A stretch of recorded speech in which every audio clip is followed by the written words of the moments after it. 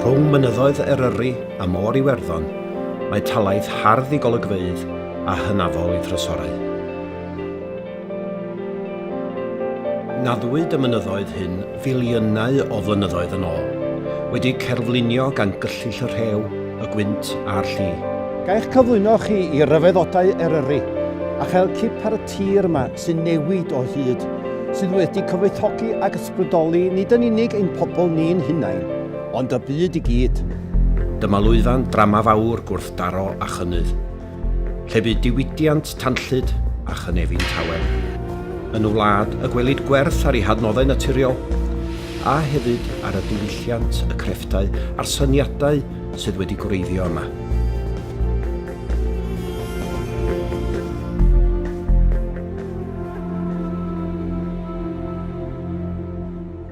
Mae pobl wedi byw yng ngogledd orllewin Cymru ers miloedd o flynyddoedd. Mae'r cylch hwn o feini hirion yn yr ucheldir yn 4,000 o flynyddoedd oed, ac mae'n gofnod cynoesol o ddatblygiadau anghyffredin a ddigwyddodd gerllaw. Mae nodweddion y graig leol yn ddelfrydol ar gyfer creu bwyell.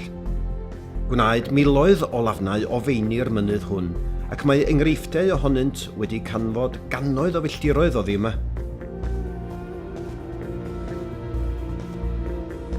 Ychydig mwy na thafliad carreg i ffwrdd ar y gogarth, darganfyddodd yr hen bobl fwyn copr yn y galchfaen feddal, ac o gyfuno hwnnw gydag alcam, roedd aloi cryf a defnyddiol yn cael ei greu, efydd.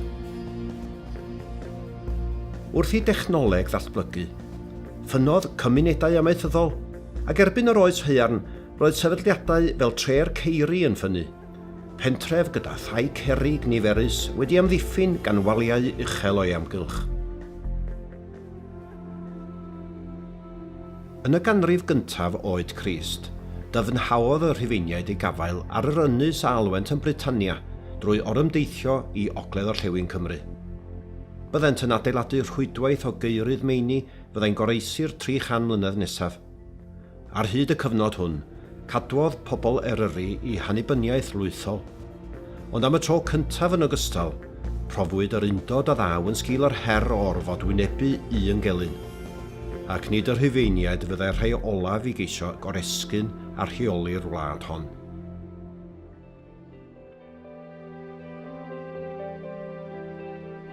Ochr yn ochr â chyfoeth materol y tir a chrefft y bobl, oedd mor ddeniadol gan orysgynwyr, mae egni arall, ysbrydol, yn ddwfn yng nghalon y fro hon.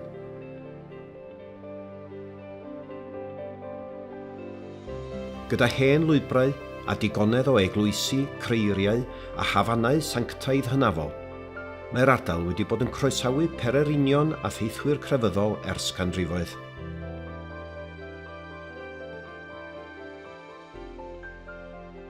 Ac yma hefyd bydd lloches a nawdd i feirdd a chyfarwyddiaid yr hen draddodiad, bu'n cyflwyno cerddi a chwedlau ar hyd yr oesoedd.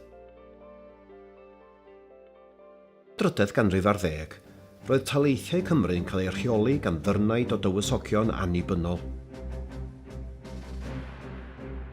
Dan ddylanwad grymus y ddau Lywelyn, disgynnodd mantell yr arwain at unod gwleidyddol ar dywysogaeth Gwynedd.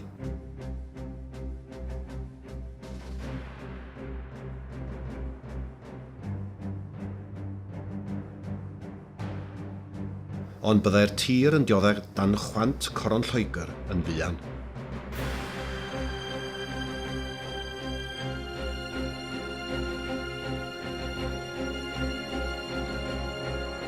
Gorchmynnodd Edward y cyntaf bod cadwyn o'r cestyll mwyaf costus a rhyfeddol yn hanes yn cael ei hadeiladu, gan dynnu ar ei brofiadau gyda'r croes gadwyr. Mae'r creadigaethau yma o hyd, iddynt fethu yn ei hamcan i ddwyn ein tir, ein masnach, ein hiaith a'n cyfraith oddi arnom ni'r Cymru.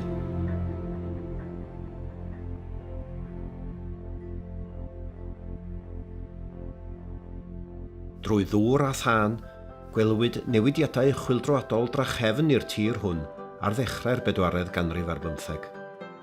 Y chwyldro diwydiannol oedd hwn, a fyddai'n trawsnewid cymunedau gogledd orllewin Cymru am byth, oherwydd y cyfoeth o lechi, ithfaen copr, plwm ac aur oedd yno.